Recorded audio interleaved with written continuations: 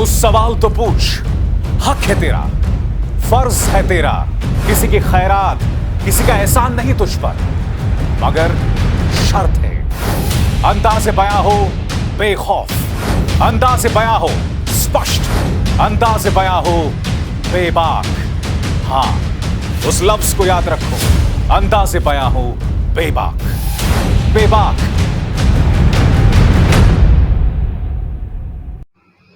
नमस्कार, आप देख रहे हैं बेबाक। मैं अभिसार शर्मा।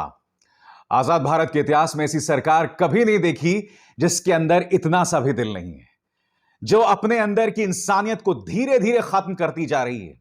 दोस्तों, आप जानते हैं आज कृषि मंत्री के सामने एक सीधा सा सवाल आया।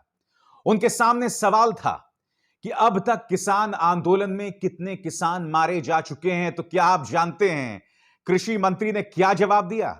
कृषि मंत्री ने जवाब दिया कि इसका हमारे पास कोई आंकड़ा नहीं है। सवाल यह भी पूछा गया कि क्या आप इन किसानों को मुआवजा देंगे? तो जवाब यह आया कि जब आंकड़ा मरने वालों का ही नहीं है तो मुआवजा मिलने का सवाल ही नहीं पैदा होता। मैं चाहूंगा दोस्तों कि जो सवाल पूछा गया और उसके जवाब में जो कहा गया उसमें जिस तरह की बेरुखी, बेदिली दिखी, वो मैं चाहूंगा आप अपने स्क्रीन पर देखें। सवाल: क्या सरकार का विचार उक्त आंदोलन के दौरान मरने वाले किसानों के निकट संबंधियों को वित्तीय सहायता मुहैया कराने का है? यदि हां, तो तत्संबंधी ब्यौरा क्या है? यदि नहीं, तो इसके क्या कारण हैं? सीधा सवाल दोस्तों, और इसके जवाब में सिर्फ एक पंक्ति में जवाब आपके स्क्रीन पर। कृषि और किसान कल्याण मंत्रालय के पास इस मामले का रिकॉर्ड नहीं है, इसलिए प्रश्न ही नहीं उठता। प्रश्न ही नहीं उठता दोस्तों।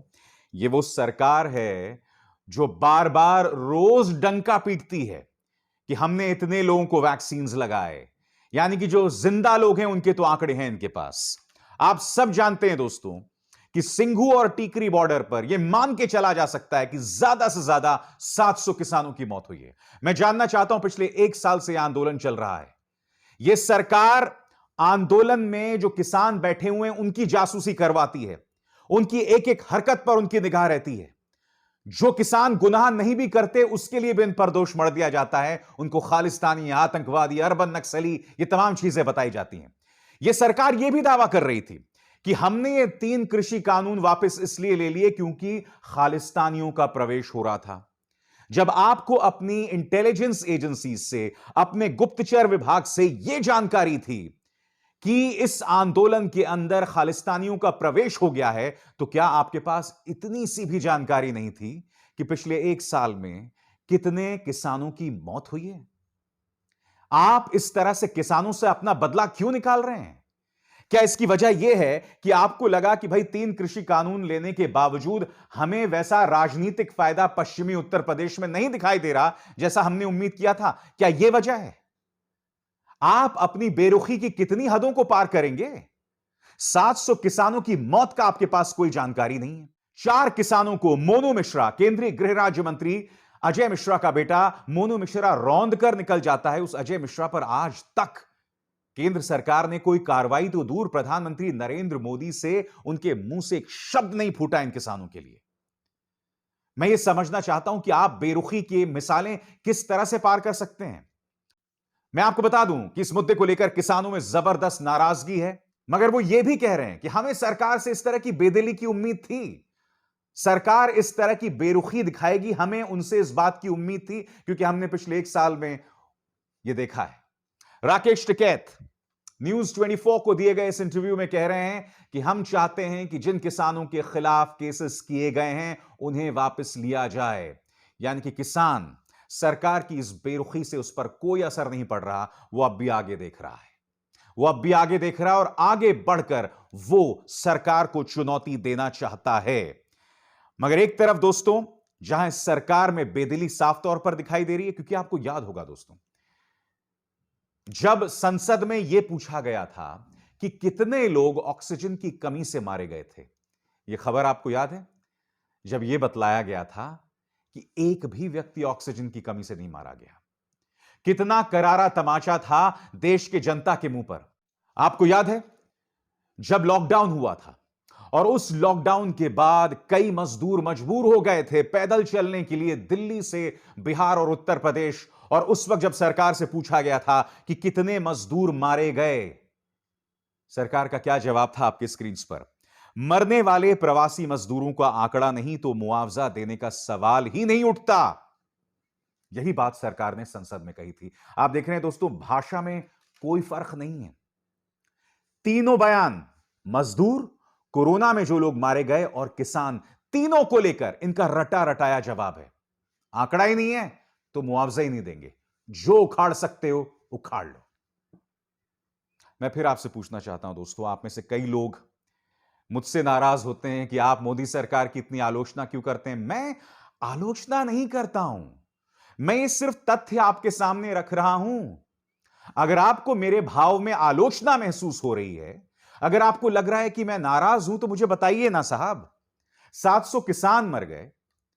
जो किसान मर गए, जिनमें मारे गए किसान, उनकी उम्र 21 से 26 साल की थी, जिनकी शादियां भी नहीं हुई थी। कई ऐसे किसान थे जिन पर उनका पूरा परिवार आश्रित था, और फिर यह सरकार कहती है कि हमारे पास आंकड़े नहीं है तो मुआवजा देने का सवाल ही नहीं पैदा होता।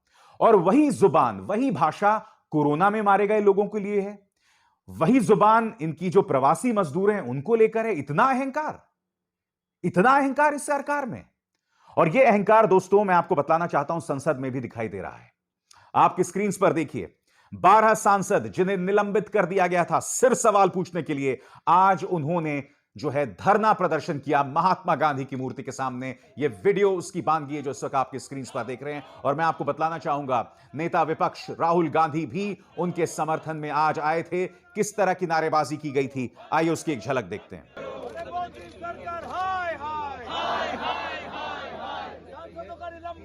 वापस लो, वापस लो, वापस लो, सांसदों का निलंबन वापस लो, वापस लो, वापस लो, लोकतंत्र की हत्या बंद करो, बंद करो, बंद करो, लोकतंत्र की हत्या बंद करो, बंद करो, बंद करो। We want justice, we want justice, we want justice, we want justice, we want justice, we want justice, we want justice, we want। इस सरकार में इस कदर बेरुखी है दोस्तों, ना ऐसे किसान की परवाह है, ना कोरोना में मारे गए लोगों की, और ना प्रवासी मजदूरों की। और आज देखिए दोस्तों, आज 1 दिसंबर से करारा तमाशा मिला है आम जनता को महंगाई को लेकर। आज 1 दिसंबर से फिर पड़ी महंगाई की मार। एसबीआई का क्रेडिट कार्ड हुआ महंगा, माचिस की डिब्बी की कीमत दुगनी। जी हां, 1 रुपए थी माचिस की डिब्बी, अब वो 2 रुपए की हो गई, यानी कि आग भी लगाना चाहो वो भी महंगा। पीएनबी सेविंग अकाउंट पर ब्याज कम हुआ, जियो के रिचार्ज प्लान महंगे हुए, एलआईसी की हाउसिंग फाइनेंस स्कीम बंद हो गई, गैस सिलेंडर की कीमतों की समीक्षा होगी। जी हां, गैस सिलेंडर जो है वो भी बढ़ गया है। आपकी स्क्रीन पर एलपीजी, भारत में गैस सिलेंडर फिर महंगा, दिसंबर के पहले ही दिन बढ़ा दिए गए 101 रुपए। आम जनता को इस सरकार लगातार तमाचे मार रही है। आम जनता हतप्रभ इस पूरे नजारे को देख रही है। क्या कह रहे हैं राहुल गांधी आपके स्क्रीन पर? जैसे जैसे महंगाई बढ़ी, जुमलों के भाव गिर गए। LPG price hike. ये सरकार ऐसे कैसे हो सकती है, मैं जानना चाहता हूं, बताइए ना। और प्रधानमंत्री नरेंद्र मोदी को मैं नहीं भूला हूं। प्रधानमंत्री नरेंद्र मोदी ने किसानों के सामने माफी मांगी थी। आपके उस माफी के क्या मायने हैं जब आपकी सरकार इस तरह का बयान देती है? क्या कहा था प्रधानमंत्री ने, याद है आपको? आइए फिर से उन्हें सुनते हैं। साथियों, मैं आज देशवासियों से क्षमा मांगते हुए सच्चे मन से और पवित्र हृदय से कहना चाहता हूं कि शायद हमारी तपस्या में ही कोई कमी रही होगी, जिसके कारण दिए के प्रकाश जैसा सत्य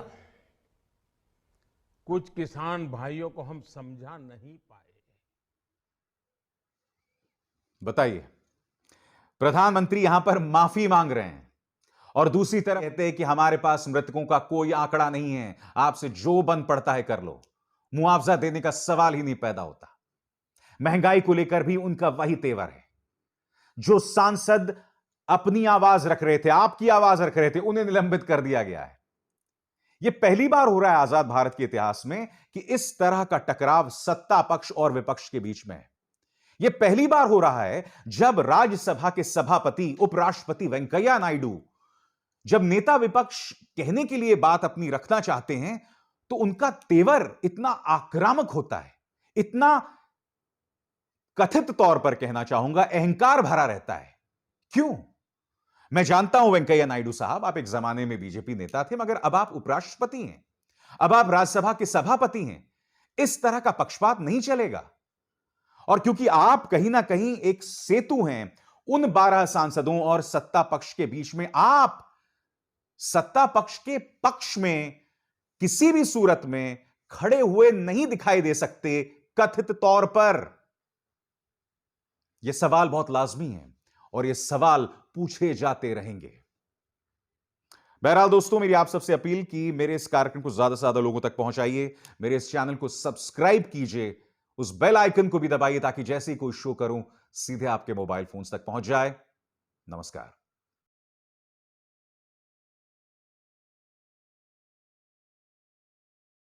तो सवाल तो पूछ, हक है तेरा, फर्ज है तेरा, किसी की खैरात, किसी का एहसान नहीं तुझ पर, मगर शर्त है अंदाज़ से बयां हो बेखौफ, अंदाज़ से बयां हो स्पष्ट, अंदाज़ से बयां हो बेबाक। हां, उस लफ्ज को याद रखो, अंदाज़ से बयां हो बेबाक। बेबाक